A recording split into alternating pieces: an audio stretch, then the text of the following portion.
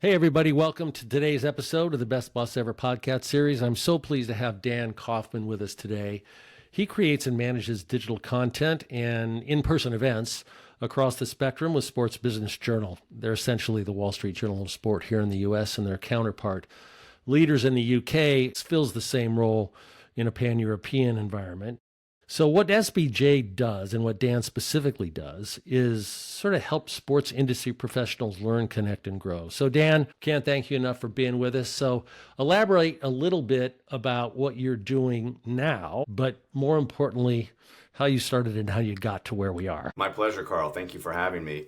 Dan Kaufman with Sports Business Journal. Carl, you summed it up really well, but I'll go into a little more specifics on what I currently do with Sports Business Journal. So it is production of event content, so on-stage content in person and also digital content. On the event in-person side, my background coming into SBJ was on the tech side, having come over from Sport Techie and that acquisition. So I put together a conference that's now referred to as Tech Week, which includes the Sports Business Awards Tech and then 2 days of conference content. And we just had it just recently here in March. And so that's the main event that I was involved in crafting. And then the other events that I'm involved with include Thought Leaders Tech, which is a retreat style event themed after a Thought Leaders Retreat that Sports Business Journal does. I'm involved with our Drive conference, which is focused on ticketing, franchise operations, and analytics. And then most recently, I've been involved with our Force conference, Force 4SE, which is our sports and entertainment and culture conference. And I'm in charge of programming content for that conference for the first time this year. It's coming up in the end of May in New York City. On the digital side, I've been involved with our SBJ Live series, which is our semi-weekly webinar series where we have interesting conversations with industry experts, and it's very engaging and interactive. And then most recently, I've been really excited to be involved in producing a show with Monumental Sports. It's a partnership between Monumental Sports and Sports Business Journal. The show is called SBJ Inside the Industry. It airs on Monumental Sports Network for people in the DC region, and the last Monday of every month. And then 30 days later, it's on SBJ's YouTube channel. You can check out the first episode on SBJ's YouTube channel right now. There you go. So you're everything from an event organizer, thought leader, operator to a TV producer, which is pretty cool. And I, by the way, I've had the great privilege to attend virtually every single event you just ticked off over the past 3 to 4 years. It's actually how you and I got to know each other. And I appreciate you sort of sharing all that. Absolutely. And when you think you know somebody because you spend a bunch of time with them, you're always surprised. And when I read your bio, I was amazed to learn that you were a lawyer. Actually, you're never not a lawyer. Once you're a lawyer, you're always a lawyer. So you're a lawyer. Unless you're disbarred, Carl, which I'm not. So, okay, well, which would have been shocking in its own right. But the work that you did in your sort of early legal career seems very significant to me and was a clear indicator of where you would end up now. So share a little bit about lawyering, what got you into the law, and then as you unfold all that between then and now, the most significant boss or leader or mentor you had along the way.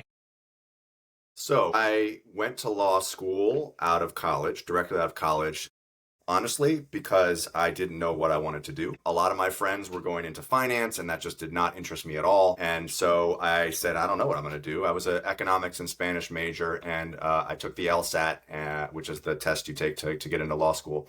And I did okay on it, pretty well. And I was like, okay, well, let's see if this law school thing works out. So I applied to law schools and fortunately got into a great school in Boston University School of Law. And I went there, and I actually really liked law school, liked the challenge of it. I liked learning from people. I liked a lot of the things that it taught me, which primarily were how to communicate both orally and written, but especially written. I think law school, if it teaches you one thing, it teaches you how to write effectively, which I did not get from my undergraduate studies. So during law school, rather, I was trying to think about what I was going to do next. And I really actually wanted to do like entertainment-based law. I had friends in the entertainment industry, and I was like, oh, well, that'd be cool. I could go and work for them and do entertainment law. And so I focused my studies in law school somewhat around that.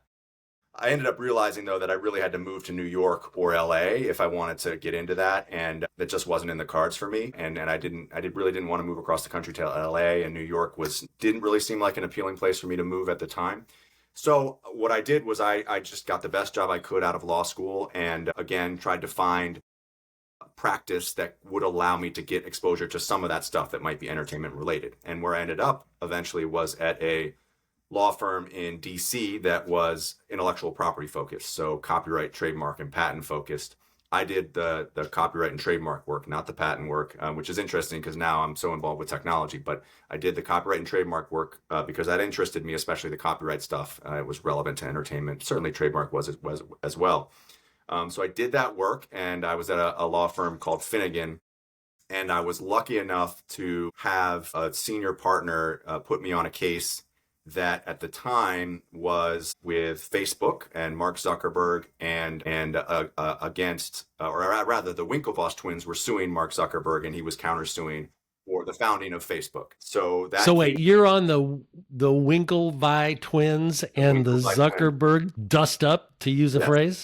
Yes. So I'm literally looking at instant messages and text messages between the Winklevoss twins and Mark Zuckerberg and understanding the details of what happened, which eventually became the movie The Social Network by David Fincher, which is a fantastic movie and actually generally portrays the dispute pretty well. He takes some liberties, I think, with some of the legal scenes, the depositions and the like, but he did. My boss is portrayed in that movie. I'm not portrayed in that movie, but my boss is portrayed in that movie. So that was the biggest thing that I worked on while I was a practicing lawyer at Finnegan. Well, that's when one, and I have seen that movie several times. It's such a great film. Yes, it is.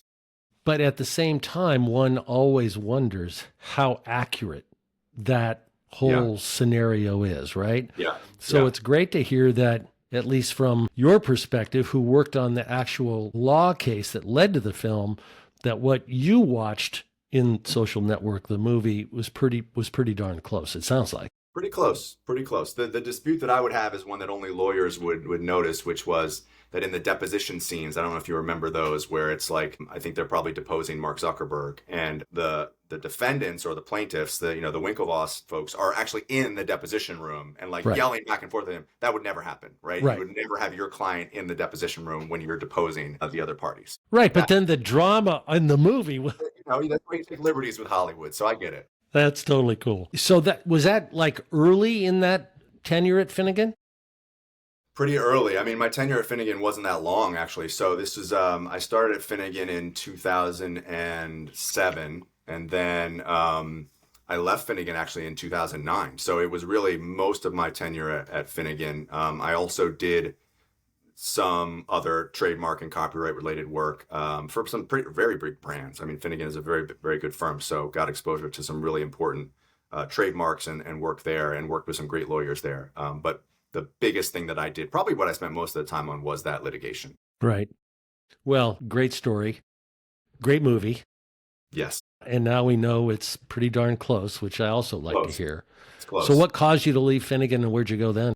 Yeah, I just wasn't sure that I wanted to be a law firm partner, to be blunt. I felt like the work was fine, but it wasn't something that I wanted to do for my career. So if I wasn't going to be a law firm partner, I probably shouldn't waste my time being a law firm associate, because the expectation is that associates eventually will make partner. And if they don't make partner, they're asked to leave. And so I was poking around on a job board one day and just kind of looking for in-house counsel jobs, a job at a company that might offer me the ability to use my legal skills, but also make some business decisions and think through those kind of things. And I was lucky enough to find a posting for a sports agency here in DC, which I never thought I would find here in DC, frankly. The name of the sports agency was Perennial Sports and Entertainment. And they were relatively small, but they had some strong client base. And the two biggest clients that they had were the union for the NBA referees and the union for the MLB umpires. So they did all the collective bargaining negotiations with unions. Also had a developing player representation practice. They had NFL agents that they had hired who represented some pretty good talent. And then eventually NBA players as well, and an NBA agent came on. But when I was hired, my primary role was to be the second chair attorney for those collective bargaining negotiations for the umpires and the referees. And now, I didn't have exposure to sports. I'd played sports my whole life and love sports, as many people do. And so I did wonder a little bit why I was selected for that job. But there is relevant work that I had done.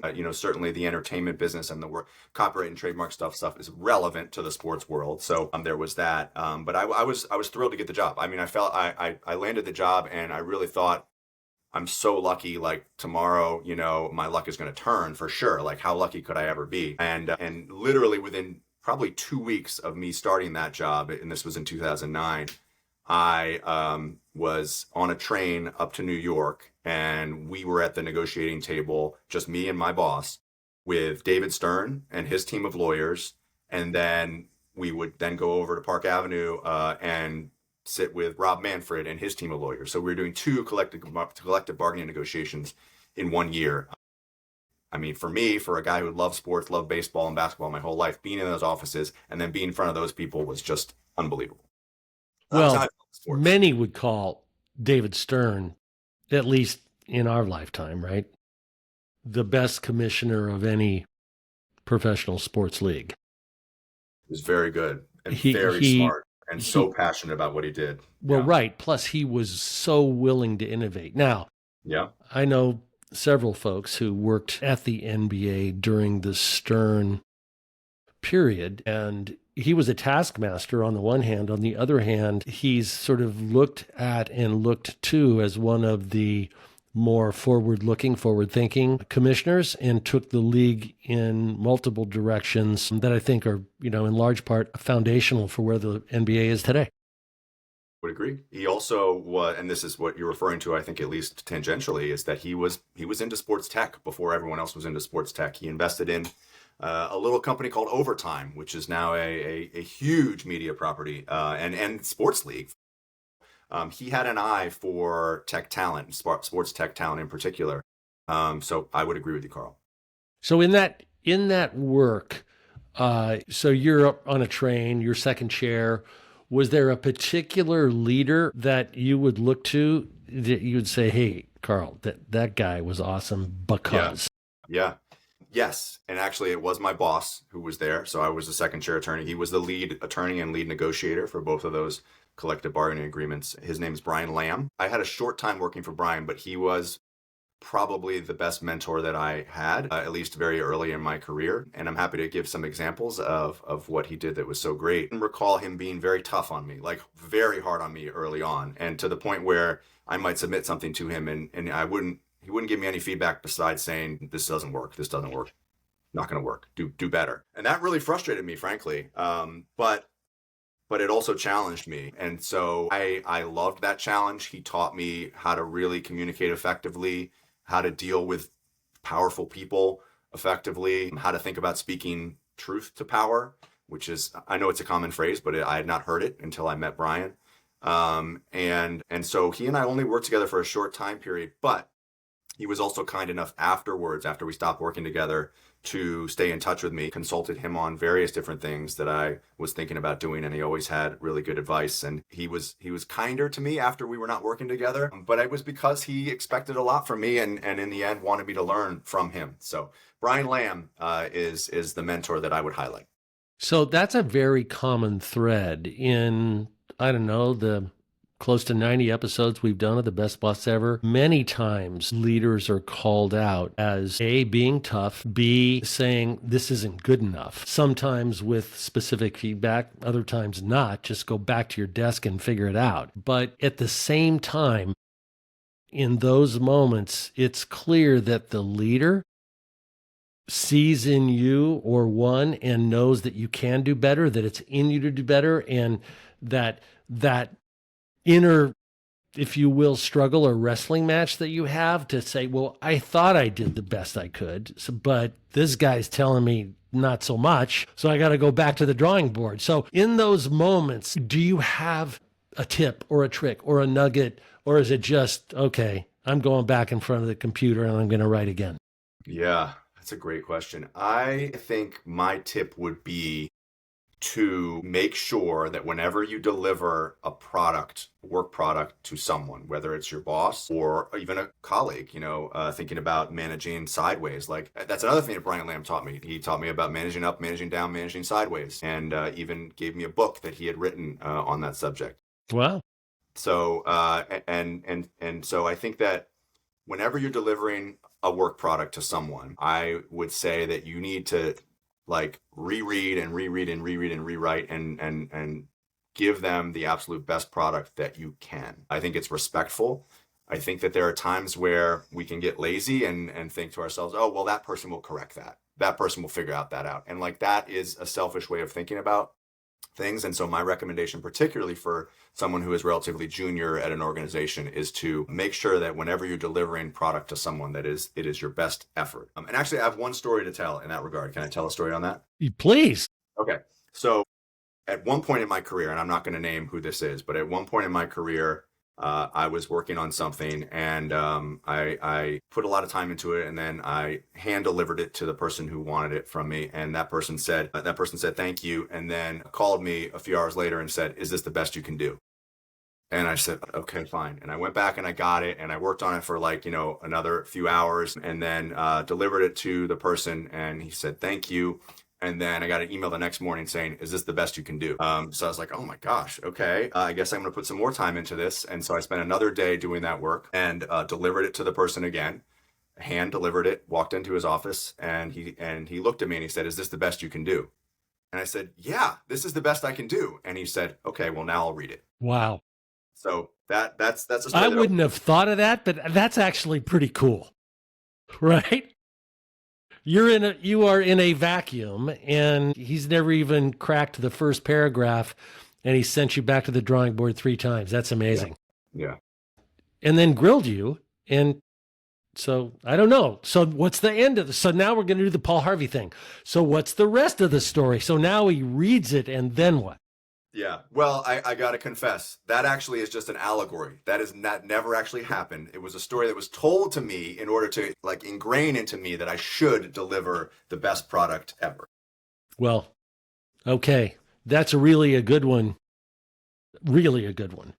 So you're at some point you sort of migrate and you become a law professor at Georgetown. I gather that you were, and maybe not, were you moonlighting at Georgetown while you were doing other full-time work? What was the genesis of law professorship, and then what led to Sport Techie? Yeah. So while I was at Perennial Sports and Entertainment, I eventually left that firm, and so just before I did the Georgetown stuff, I actually had the crazy idea of trying to start my own sports agency, and actually had couple decent clients to do it with, and a partner who had a decent client base to help me get it done, and who had connections with people who were interested in investing in our endeavor. And so we launched. I had this crazy entrepreneurial idea. I had 2 kids at the time and a mortgage and everything, and I think my wife probably looked at me like I was crazy, and I never thought I would be an entrepreneur. But in 2013, roughly that time frame, decided to just go off on my own with a partner and try to start our own sports agency with a handful of minor league baseball clients and a couple UFC clients that my partner had, and the NBA Referees Union. So he had kind of like taken that business away. It's a long story, but he had taken that business from Perennial Sports. And so we came together and we launched what eventually became Ballingy Group, and that still exists. It's a sports agency based out of Dallas. My partner, who was based in Dallas, was able to get us investment from someone based in Dallas, and the company started to grow in Dallas. And at the time, I was trying my best to be a baseball agent. And I'll fast forward to the end of that, but then go back. It didn't go well for me. It just was very, very challenging, despite the fact that we had some decent clients. But I learned really quickly that it's just a really, really tough business to break into. It requires probably 75%, if not more, of your life you're on the road. And frankly, and I don't mean this with any disrespect to agents that are out there, but I didn't find it to be academically challenging and intellectually challenging enough for me that I really wanted. I think that people probably will look at me and say, oh, well, that's just an excuse because you weren't very good at it as to why you backed out. And that may very well be. But that company was growing in Dallas. I was traveling back and forth between DC and Dallas to try to get it going. And I just had to make a decision as to whether or not I wanted to move to Dallas from DC, where I was born and raised and where I am now, or whether I want to try to find a way out. And so I did. I talked to the investor and my partners, and I said, look, I'm gonna step away. Let's negotiate an exit. And so I negotiated that, stepped away. And then I was looking for the next thing that I wanted to do. So I kind of went on 2 different paths then. I got the Georgetown gig, just teaching one class a night, just moonlighting, teaching one class a night on sports law, which I actually absolutely loved doing. It was a sports law, contracts, and negotiations course. It kept me in the sports law space, which I found valuable. And I actually didn't realize it, but at the end, loved the interaction with the students. I absolutely loved it. So, and I think that in some ways that really helped me be very comfortable speaking in front of a group and comfortable speaking on my feet, maybe even more so than being a lawyer did, which is a big part of what I do now, Carl, as you know. So I really, really enjoyed my time at Georgetown. Simultaneously working at Georgetown, I also stumbled across this company called Sport Techie. I can't remember how exactly I found Sport Techie. I wish I could, but we will never know. But I found Sport Techie and I subscribed to the newsletter, and I got an email from the founders saying, hey, you look like you have a pretty interesting background. We're about to raise money. We think we have a business here. Would you be interested in talking to us? And so I was hired as the first employee at Sport Techie, and that was a great experience. And so helped the Sport Techie to grow from just being what was really a hobby to a potential for a business to actually a business that was ultimately acquired by Sports Business Journal and Leaders Group, which has been a fantastic journey. So that's going from, I think I just jumped from 2013 all the way through to 2021 acquisition of Sport Techie, but happy to go back and forth if you want me to. No, that's great background and super helpful along the way. Let's now focus on Sports Business Journal. After acquiring Sports Techie, there may, but I don't actually recall, have been other acquisitions. But just in the last couple of weeks, there was a pretty significant announcement of an SBJ acquisition of the National Sports Forum. Yep. So as you do these things, it's a combination always of organic growth on the one hand and growth by acquisition on the other hand. Optimally, the two should be hand in glove and work together because an acquisition is no small thing. It's got to be strategically correct. Optimally, it's culturally correct. It becomes additive to the enterprise of the acquiring company. All those things are absolutely, in my opinion, requirements, having been on both sides of that desk for the last 25 years. And you're aware of this, most recently when ASM was acquired by Sixth Street Capital and Legends. So those things loom large. So I'm keen to understand what you and obviously Abe Madkour, the publisher of Sports Journal, and your counterparts in the UK, all the way up to Richard Thune, what is the mission going for? Yeah.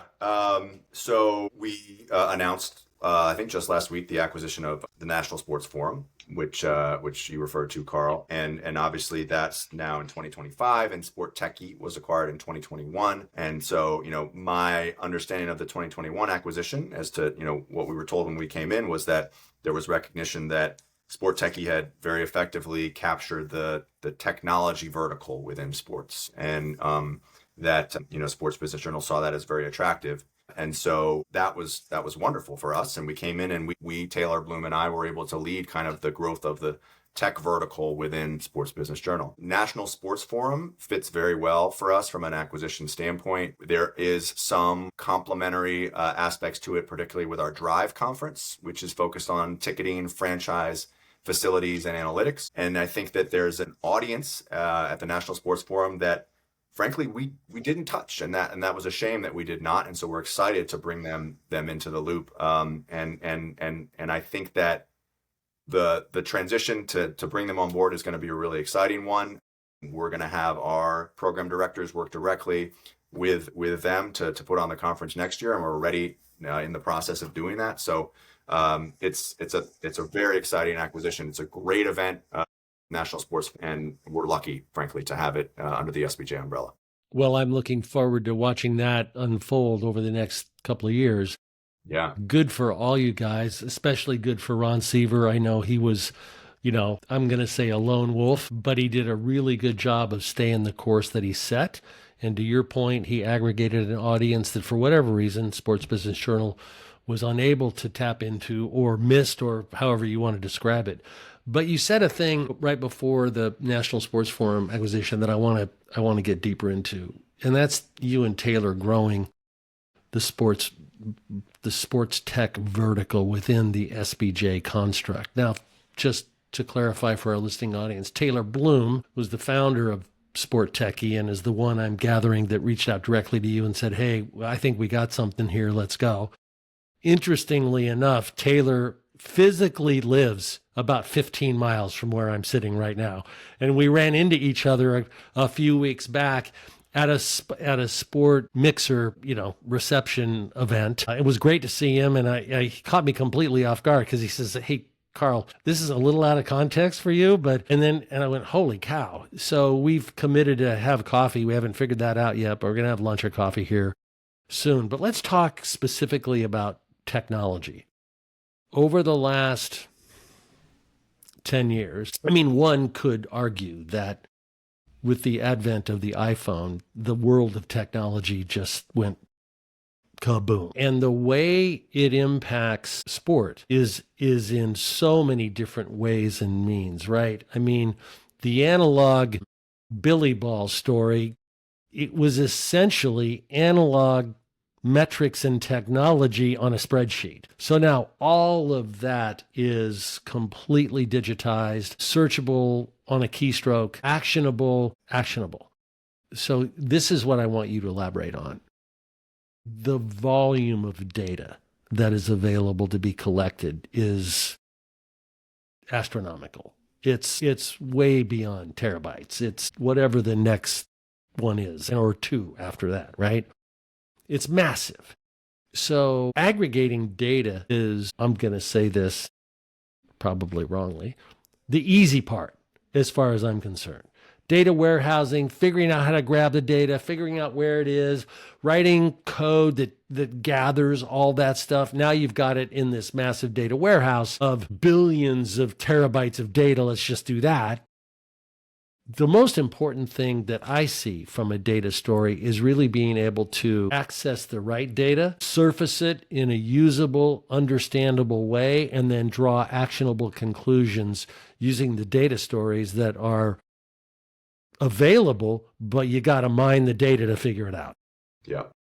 Yes, absolutely. I think you said it correctly, Carl, that like the collection of the data at this point has become relatively easy.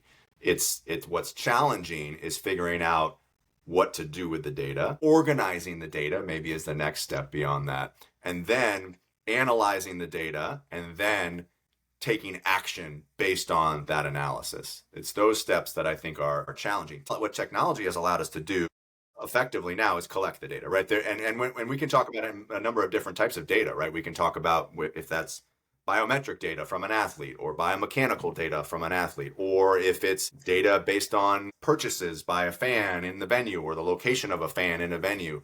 So there's all these different types of data that all through technology have been made easier to get. There are technologies now that will also allow us to more easily analyze that data, and that's particularly through artificial intelligence. I think the question becomes, though, where the technology stops in that process, and I think that it's going to ultimately stop at when we take action on that data, most likely, right? It's still going to be the human who gets the suggestions on what action to take and then takes that action. It's interesting, at Tech Week, just last week, I was on stage with Jordy Leeser, who's the founder of Jump, which is a very interesting company that's doing a lot of interesting things in the fan experience and ticketing space. And I usually put together what I call now, soon, never questions. They're kind of like quick questions that we ask at the end of panels. And now means, it's going to happen now. Soon means it's going to happen within 1 to 5 years, and never means, not in my lifetime. And so he flipped it back on me and said, well, I have a now, soon, never question.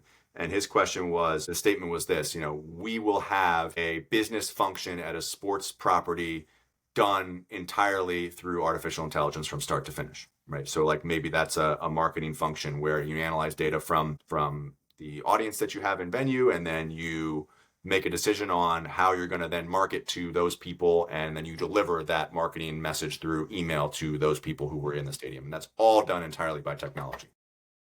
I said never, because earlier in the day, we had a conversation at one of our networking components at Tech Week called Sports Tech Connect, where it was pretty clear to me how most people feel like there needs to still be a human touch to what we're doing. Now, maybe that's just now and soon. Maybe in the future we can get to that point. But to me, I didn't feel like in my lifetime there would be something of that magnitude where it's, a literal business processy that then has to get out to a consumer of yours without having some sort of human touch, even if that human touch is just eyeballs to make sure that like, okay, this looks okay. That was my answer to it. Well, okay, so that's really interesting. I've read a few what I will call really dense books on technology. Ray Kurzweil wrote a book called The Singularity is Near. It's near. So that's 1 to 5 years, although he didn't put a literal time frame on it. But the deep dive into nanotechnology, and he went in so many different and varied directions. The other book and gent I've followed is an older gentleman named George Gilder. He's still alive, still writing. He wrote a book called Life After Google. He, in the early 90s, forecast the networked programming visual television explosion that occurred post 2000. He was so prescient in that regard. Rupert Murdoch found him.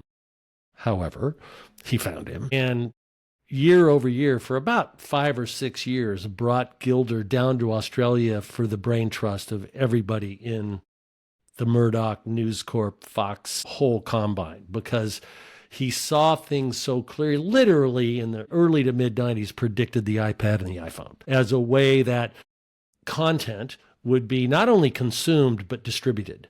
And what we've come to see from a tech perspective, particularly in the sport world, is that fragmentation of that media has fully disrupted business models. And, some on the leading edge, some never going to catch up, and they end up going away. But the most recent tech, if you will, explosion around two letters, AI, artificial intelligence, has sort of caught the imagination of lots of folks. As you and I speak now, billions and billions and billions of risk capital dollars being put against AI models, AI platforms, AI startups and companies without, other than knowing you don't put that genie back in the bottle, because you don't.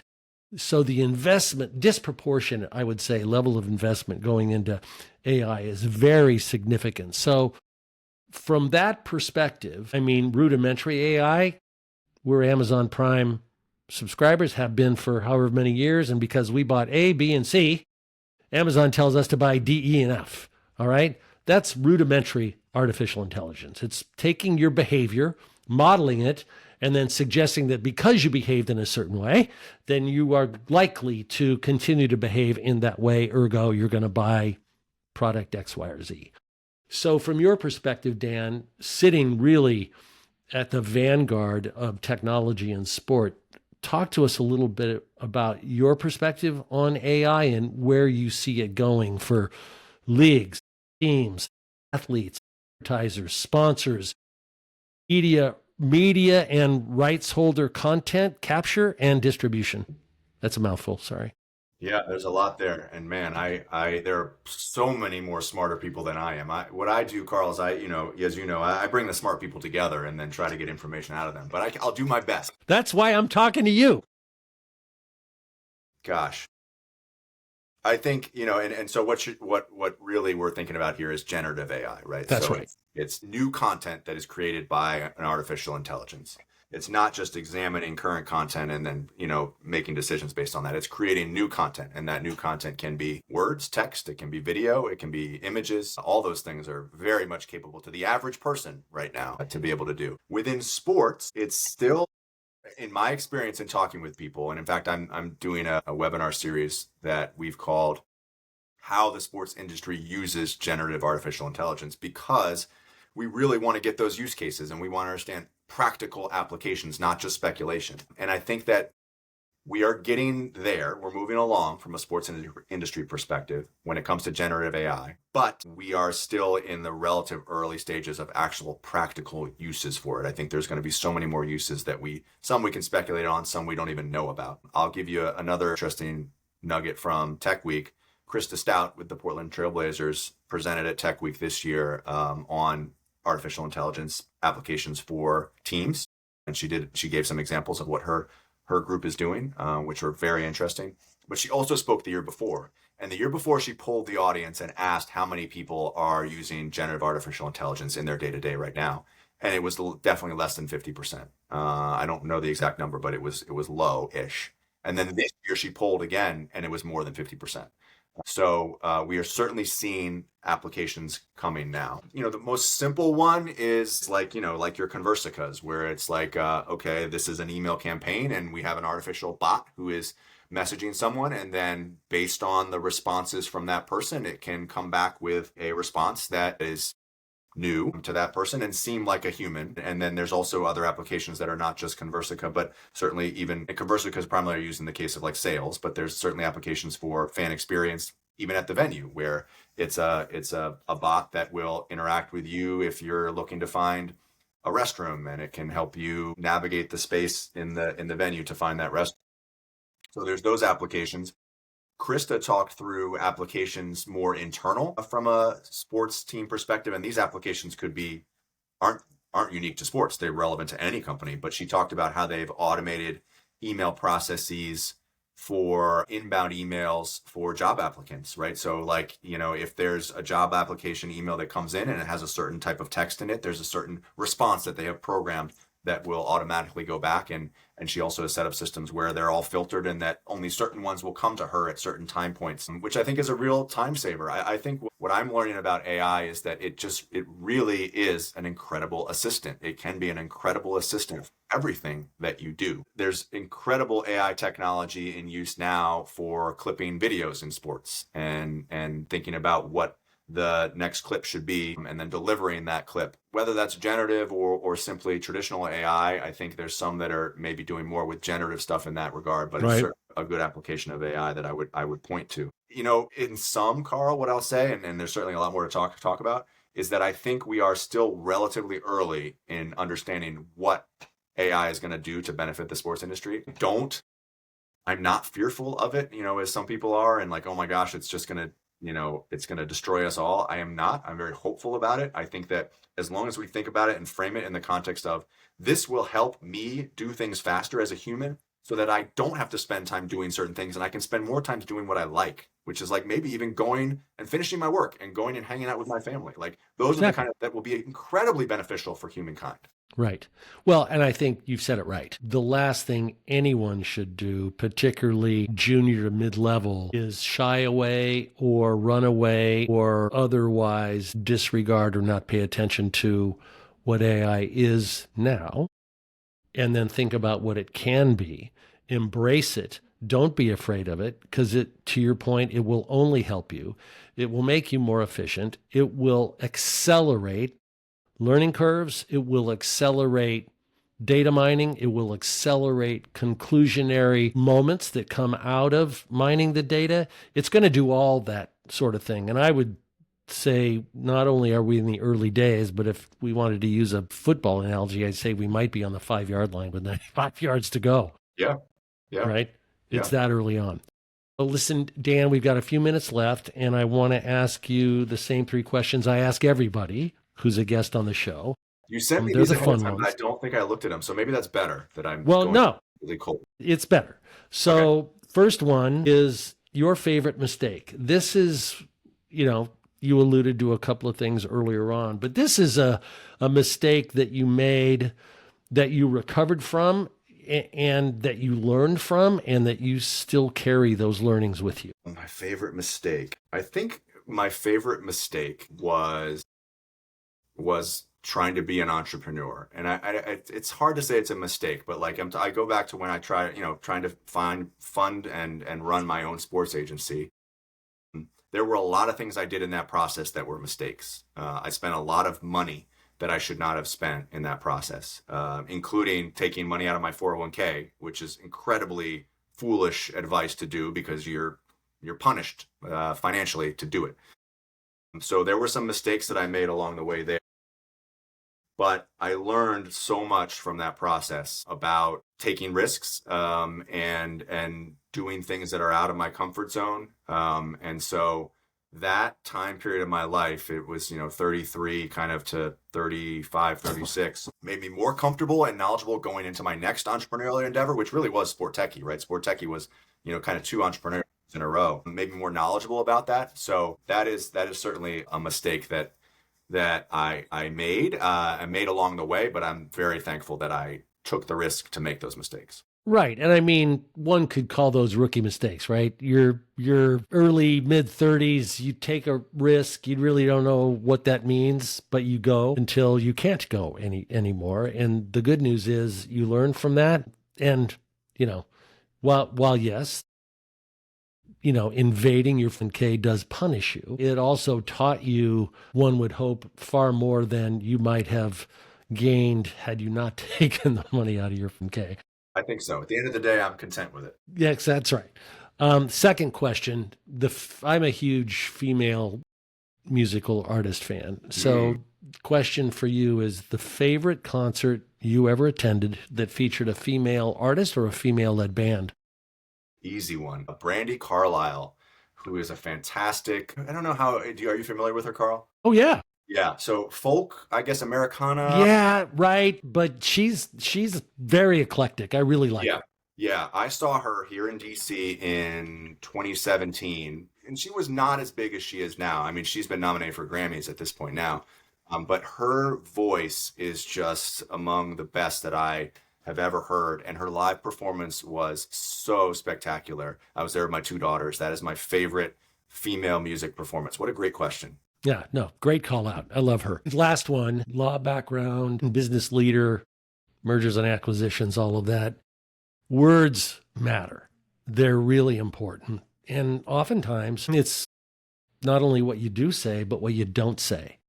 So the question is your favorite word and why? Word is, man, I'm really off the cuff here. I should have had a better answer. My favorite word is support, because I think that we all need it at some point in our life. And I think that if people think that they don't need support from others, that they frankly are wrong. And I think they probably end up less happy in their lives if they don't realize how much we need to support each other as humans. And I also love supporting and helping my children as they get older in life. So that's my favorite word, off the cuff, support. No, it's a great word. And you're supporting your puppy in the background. There he is. All good. Listen, it takes a village, and support is the glue that keeps the village together. And you've been really generous and gracious with your time, Dan. Super insightful. Our audience is going to love the information and the tips and the tricks, but more importantly, your delivery and your method and capability of weaving together the story was really great. Can't thank you enough for being a guest today on The Best Boss Ever. My pleasure, Carl. Thank you.